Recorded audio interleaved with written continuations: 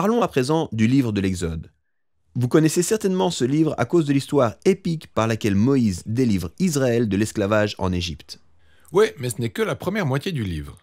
Dans la seconde moitié, Moïse donne les 10 commandements à Israël, ainsi que des plans pour la construction d'une tente sacrée.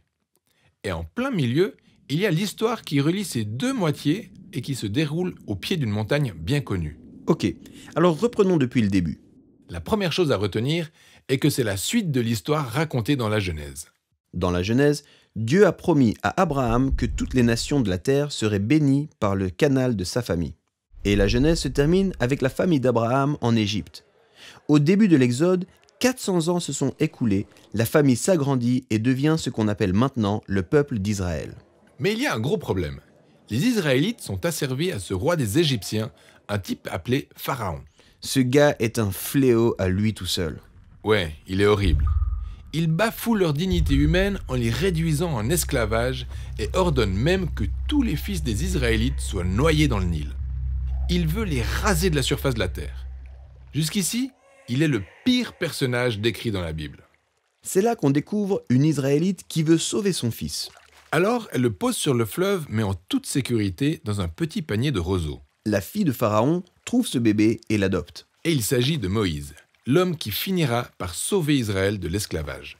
Donc, Moïse grandit et un jour, beaucoup plus tard, il fait cette rencontre spectaculaire avec Dieu où il tombe sur un buisson enflammé mais qui ne se consume pas. Dieu parle à Moïse depuis le buisson et le désigne comme étant l'homme qu'il utilisera pour délivrer Israël. Alors, Moïse se rend chez Pharaon pour lui annoncer cette nouvelle, Dieu veut libérer son peuple. Et Pharaon, qui se moque littéralement de lui, demande « Qui est ce Dieu Yahweh ?»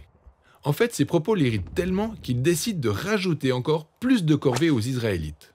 C'est donc un Moïse découragé qui retourne vers Dieu et dit « Écoute, ce plan ne va pas marcher. » Mais Dieu réitère sa promesse de les sauver. En fait, c'est exactement là qu'on entend pour la première fois dans la Bible le mot « rédemption », ce qui signifie littéralement racheter la liberté d'un esclave. Mais ici, Dieu utilise ce mot pour décrire ce qu'il va faire pour son peuple asservi. Sachant que Pharaon va résister, Dieu envoie l'une après l'autre 10 plaies différentes, comme l'eau transformée en sang ou encore toutes sortes d'insectes et de maladies. Ces plaies sont plutôt extrêmes. C'est clair, mais nous devons comprendre que l'histoire présente ces phénomènes comme des actes de justice divine contre l'un des pires oppresseurs de l'histoire de la Bible. Ils visent tous à sauver ce peuple asservi et à vaincre les dieux de l'Égypte. Tout cela atteint son paroxysme lorsque survient la 10e plaie, où Dieu va tuer les premiers-nés de toute l'Égypte dans chaque maison. Une catastrophe. Mais c'est aussi la réponse de Dieu à la manière dont Pharaon a tué les fils d'Israël. Par la suite, alors qu'on tourne les pages, on tombe soudainement sur 2 très longs chapitres regorgeant d'instructions détaillées sur l'organisation d'une fête avec au menu une recette à l'agneau. Oui, mais cet agneau est super important. Dieu dit aux Israélites de le sélectionner et de le préparer pour qu'il soit mangé. Et ils devront ensuite prendre le sang de cet animal pour recouvrir les linteaux de leur maison et afin que tous ceux qui s'y trouvent soient épargnés par cette dernière plaie. Et donc, ce repas qui s'appelle la Pâque commémore ce moment clé de l'histoire où Dieu rend justice suite au mal infligé à son peuple, mais fait également preuve de miséricorde en offrant ce substitut. Cette dernière plaie met en colère Pharaon, qui exige qu'Israël sorte d'Égypte, ce qui est formidable. Mais soudain, alors qu'il s'apprête à partir, Pharaon change d'avis. Son cœur de pierre a repris le dessus. Mais en plus de ça, on nous dit que Dieu endurcit le cœur de Pharaon.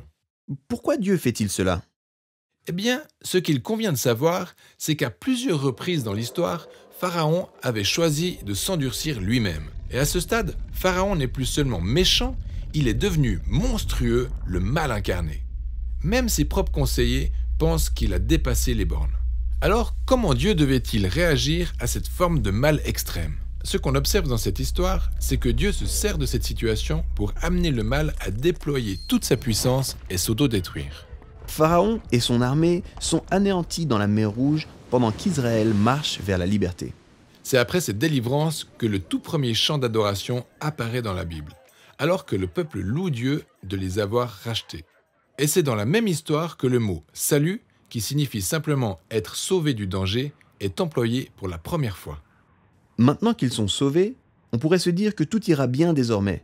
Hélas, l'histoire bascule très vite. Les Israélites commencent à errer dans le désert. Ils sont fatigués, affamés, perdus. Et on commence à se demander, qu'est-ce que Dieu mijote? Pour quelles raisons ont-ils été sauvés? Et nous découvrirons la réponse à cette question dans la toute prochaine histoire qui relie les deux parties de ce livre.